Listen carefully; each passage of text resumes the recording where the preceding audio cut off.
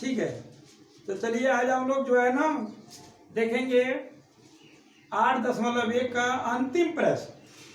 और अंतिम प्रश्न में है कि सत्य और असत्य बताने के लिए, तो सत्य और असत्य तो बता देंगे, वो आसान काम है, लेकिन उसको जानना है कि वो असत्य क्यों हुआ।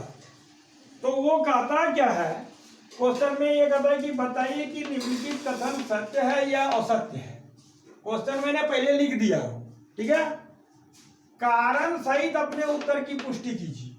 ठीक, अब ये कहता है कि 10a का मान सदैव 1 से कम होता है। तो अब 10a का हम समझाने के लिए याद करेंगे 10a, तो tan थीटा में आप याद रखेंगे 30 डिग्री का 1/√3 होता है। tan 45 का मान 1 होता है, ठीक है। और tan 60 का मान हो जाता है √3, तो √3 जो होता है तो 1.7 हो गया, ठीक है। तो अब ये बता रहा है कि सदैव 1 से कम होता है tan a का मान, जबकि tan 60 डिग्री का मान 1.7 हो गया, इसलिए ये गलत बोल रहा है और इसको हम असत्य लिखेंगे, ठीक है। आप देख लीजिए कि क्यों असत्य हुआ। ये कह रहा है कि tan a का मान सदैव 1 से कम होता है, लेकिन tan 60 डिग्री का मान √3 होता है जो 1.7 हो जाता है, इसलिए वो असत्य हो गया। ठीक, नेक्स्ट में चलता हूं यहां। अब दूसरा में कहता है कोण ए के किसी मान के लिए सेक ए बराबर 12/5 होता है। तो 12/5 तो सेक का क्या हो जाएगा, सेक ए बराबर 12/5 है, तो ये देख लिया। अब सेक जो होता है मेरा कॉस का उल्टा होता है, तो कॉस का याद रखते हैं हम लोग आधार बटे कर्ण होता है, तो ये कर्ण बटे आधार होगा, कर्ण बटे आधार। तो इसका मतलब है कर्ण 12, आधार अगर 5 है तो कर्ण 12 हो सकता है। ऐसा होता कि यदि कर्ण 5 और 12 आधार हो तो वो नहीं हो सकता है, कर्ण इससे आधार से बड़ा है, इसलिए ये सत्य है, ऐसा हो सकता है। ठीक, चलिए नेक्स्ट देखते हैं क्वेश्चन नंबर 3 में।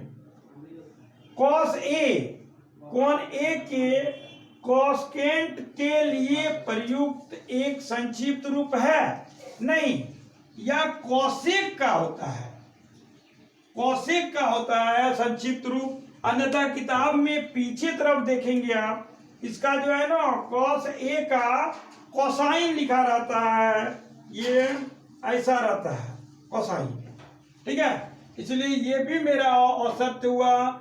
और ये जो बात लिखा हुआ है कॉसेकेंट, ये कॉसेक का संक्षिप्त रूप है, माने कॉस का नहीं। ठीक, आगे कहता है कि कॉट ए, कॉट और ए का गुणनफल होता है, तो वो नहीं हो सकता है, क्योंकि वो ए थीटा का मान होता है, थीटा के साथ कोई संख्या का होता है तो वो साथ में रहता है तो उसका मान होता है, इसलिए ये भी असत्य होगा।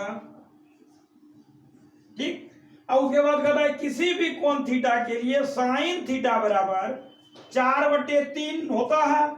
अब यहां ले लीजिए ना साइन थीटा बराबर 4/3, तो साइन का हम याद रखते हैं कि लंब बटे कर्ण होता है, तो लंब बटे कर्ण होता है।